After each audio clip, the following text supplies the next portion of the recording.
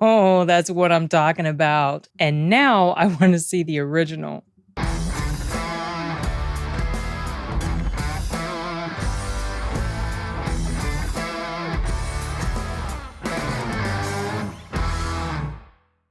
Okay, you guys, got home not long ago from Speak No Evil, new release this weekend starring James McAvoy, and it's based on a movie that came out just a couple years ago. I believe it's a Danish film. It was a Sundance Film Festival release. I remember seeing it among the options to watch for online screenings, and I came really close to watching it and I didn't. I heard it was excellent. Never got around to watching it, meant to, just never did. Then this remake comes along, the American remake or English language remake, and I decided to watch that first and then I would watch the original. Well, I'm especially enticed to see the original after having seen this, because let me tell you, this was a darn good time. At the cinema, there was legit applause when a certain moment happened in the film because of just everything leading up to this moment and how it just felt right.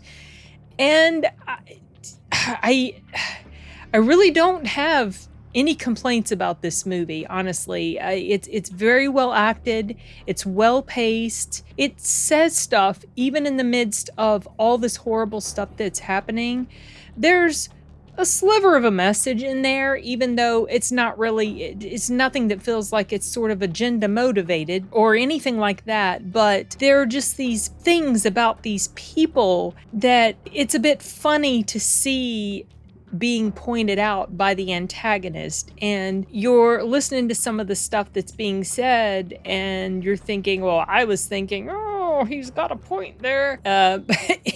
Anyway, I digress. The premise of this film is there's a couple, two families that meet each other on some sort of retreat or something in Italy or someplace. Can't remember. I think it was Italy, but whatever. And they strike up this sort of friendship. They hang around with each other. And from the beginning, the main couple, the protagonist couple, they can sort of pick up certain vibes, or especially the wife picks up vibes that just don't sit quite right, but they end up getting invited to the other couple's house. It's James McAvoy and his wife and their son, and the other couple have a daughter, and both children have issues. The daughter of the main couple, she's got anxiety, so she has this little stuffed animal that she likes to cling to, and the little boy has this tongue defect, and so he can't talk very well. I avoided trailers for this film, even though I knew from the little bit that seeped into my eardrums that James McAvoy and his wife were going to be, the people that were the problem.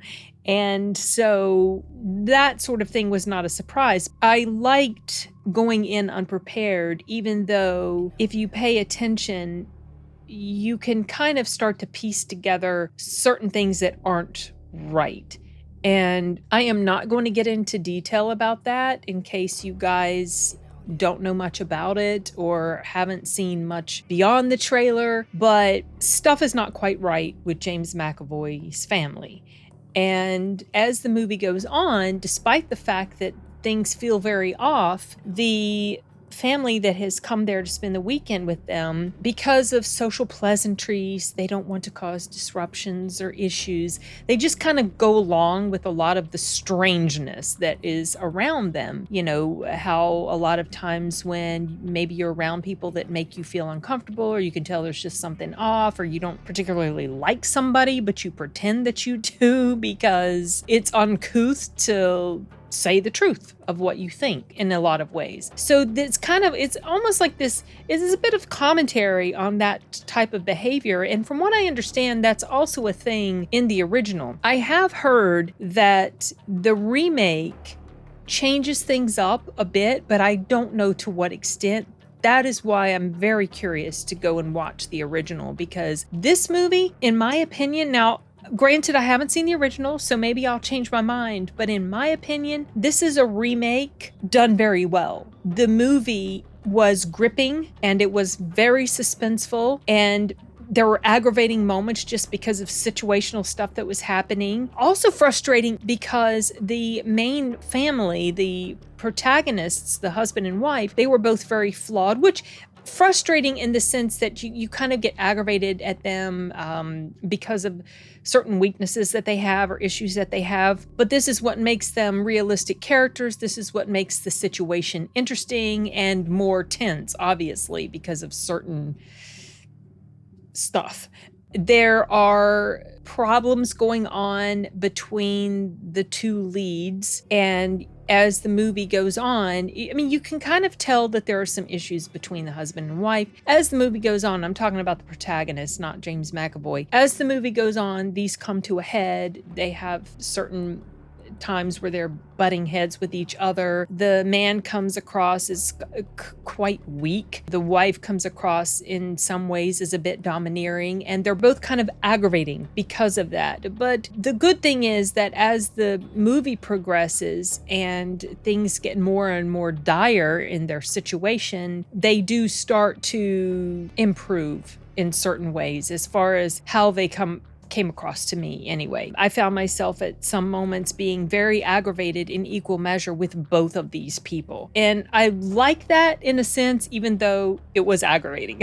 Maybe you'll know what I'm talking about when you see it. But this film was a lot of fun. I do recommend it if you like suspense / horror thriller type of films. This isn't necessarily a horror in the sense of horror when you think of things like slashers or whatever, but it's horror in the sense of what you find out has been happening and wondering how this family is going to get out of this situation, or if they even will. So I'm looking forward to watching the Danish version of this, and if I enjoy that one as much as I did this one, maybe I'll make a video talking about that and comparing and contrasting those two films. But as of right now, I don't have much more to say about this because I don't want to get too much into the nitty-gritty of it. I really have no complaints, honestly. Something that I thought was a complaint ended up not being what I thought it was. So there's just really nothing bad so far for me to say about this film, and I hope you guys are able to check it out, and hopefully you'll enjoy it. And that's all I've got to say about Speak No Evil. See you later, guys. Bye.